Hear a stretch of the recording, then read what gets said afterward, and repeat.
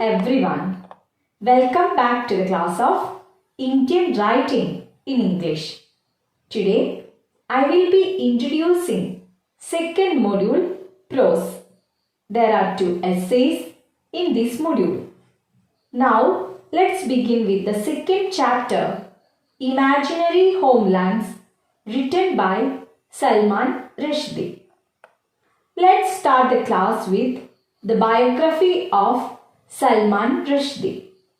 Salman Rushdie is a British Indian novelist. Sir Ahmad Salman Rushdie was born on June 19, 1947 in Bombay, now Mumbai, India. The only son of a wealthy Indian businessman and a school teacher, Rushdie was educated at a Bombay private school before attending the Rugby School, a boarding school in Warwickshire, England. He went on to attend King's College at the University of Cambridge, where he studied history. After earning his MA from Cambridge, Rushdie briefly lived with his family in Pakistan, where his parents had moved in 1964. There he found work as a television writer, but soon returned to England, where for much of the 1970s he worked as a copywriter for an advertising agency. While Rushdie would later become a target of Muslim extremists, the religion was very much a part of his upbringing or raising. Extremist means a person who holds extreme political or religious violence. We can also call him as a terrorist. His grandfather, a kind man and family doctor, was a devout Muslim who said his prayers 5 times a day and went to Hajj to Mecca. But his grandfather's embrace of the religion was not covered in intolerance, something that greatly shaped the young Rushdie. But his grandfather's embrace of the religion was not covered in intolerance, something that greatly shaped the young Rushdie. You could sit there as an 11 or 12-year-old boy and say, "Grandfather, I don't believe in God." And he would say, "Really? That's very interesting. Sit down here and tell me all about it." And there would be no kind of attempt to ram something down your throat or criticize you. There would just be conversation. In 1975, Rushdie published his first book, Grimace, a fantasy and science fiction novel that received tepid or unenthusiastic reviews. That means it was not a success. Undeterred or not discouraged by the response, Rushdie kept writing, and his second work, Midnight's Children, proved life-altering. Published in 1981, the book, which tells the story of India's complicated history through a pickle factory worker named Salim Sinai, was a critical and commercial success. The honors included the Booker Prize and the James Tate Black Memorial Prize for Fiction. In 1993 and 2008, it was awarded the Best of the Bookers, a distinction that made it the best novel to have won a Booker Prize for Fiction in the awards 25 and later 40-year history. Rushdie's follow-up, 1983's Shame, won the French Literary Prize, Prix du Milieu Libre Literature, and was shortlisted for the Booker Prize, further cementing Rushdie's place among literature's upper level. Then we are going through film and television. Though he enjoys writing, Salman Rushdie says that he would have become an actor if his writing career had not been successful. Even from early childhood, he dreamed of appearing in Hollywood movies, which he later realized in his frequent cameo appearances. Rushdie includes fictional television and movie characters in some of his writings.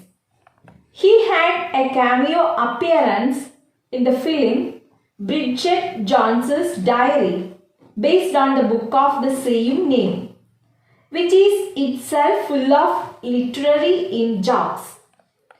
On 12 May 2006, Rushdie was a guest host on The Charlie Rose Show, where he interviewed Indo-Canadian filmmaker Deba Mehta, whose 2005 film Water faced violent protests. He appears in the role of Helen Hunt's obstetrician gynecologist in the film adaptation of Eleanor Lippman's novel Then She Found Me.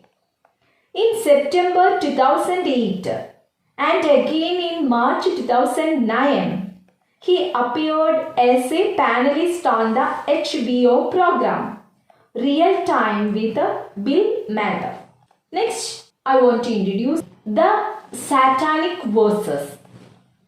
In 1988, Rushdie published The Satanic Verses, a novel drenched in magical realism and whose main story was inspired in part by the life of Muhammad. Critics adored it. Rushdie's 1988 novel, The Satanic Verses, led to accusations or charges of blasphemy. It means the act of insulting or reverence for God against Islam, forcing him to go into hiding for several years. The book won the Whitbread Award for Novel of the Year and was a finalist for the Booker Prize. But it also drew immediate condemnation from the Islamic world for what was perceived to be its irrelevant account of Muhammad. In many countries with large Muslim populations, the novel was banned, and on February 14, 1989, Ayatollah Khomeini, the spiritual leader of Iran, issued a fatwa requiring the author's execution. A bounty was offered for Rushdie's death, and for a number of years, the writer was forced to live under police protection. To try and dial back the outrage, Rushdie issued a public apology and voiced his support for Islam. The heat around the Satanic Verses eventually cooled, and in 1998, Iran declared it would not support the fatwa. In 2012, Rushdie published Joseph Anton, a memoir, an autobiographical account of what life was like for him during the decade-long fatwa. Even at the height of the controversy surrounding his famous novel, Rushdie continued to write. In all, he has written 11 novels, as well as a pair of children's books, and published several collections of essays and works of non-fiction. Rushdie's 12th novel, 2 years, 8 months and 28 nights, was published in September 2015. Overall, his books have been translated into more than 40 languages. Rushdie's litany of honors and awards are considerable, including honorary doctorates and fellowships at 6 European and 6 American universities. In 2007, Queen Elizabeth II knighted him. In 2014, Rushdie was awarded the Pen or Pinter Prize. Established in memory of the late Nobel laureate playwright Harold Pinter, the annual award honors a British writer for their body of work. Rushdie has also maintained a fiery tongue and pen. He has been a fierce defender of freedom of expression and was a frequent critic of the US-led war in Iraq. In 2008, he publicly regretted his embrace of Islam in the wake of the criticism of the satanic verses. It was deranged thinking, he said. I was more off balance than I ever have been. But you can't imagine the pressure I was under. I simply thought I was making a statement of fellowship. As soon as I said it, I felt as if I had ripped my own tongue out. Rushdie has been married 4 times and is the father of 2 sons, Safar and Milan. Salman Rushdie is the most controversial writer among Indian writing in English. In this syllabus, we are going to enjoy one of his very famous essays, Imaginary Homeland. His book, published under the title Imaginary Homeland, is the collection of the essay written between 1981 and 1992.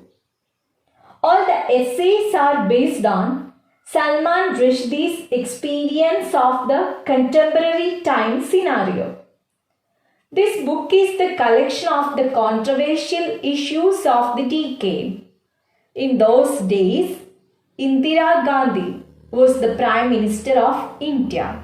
Though Imaginary Homelands consists of a series of different essays on a wide variety of topics, threats of migration, and the need to recreate the home environment run through many of the essays.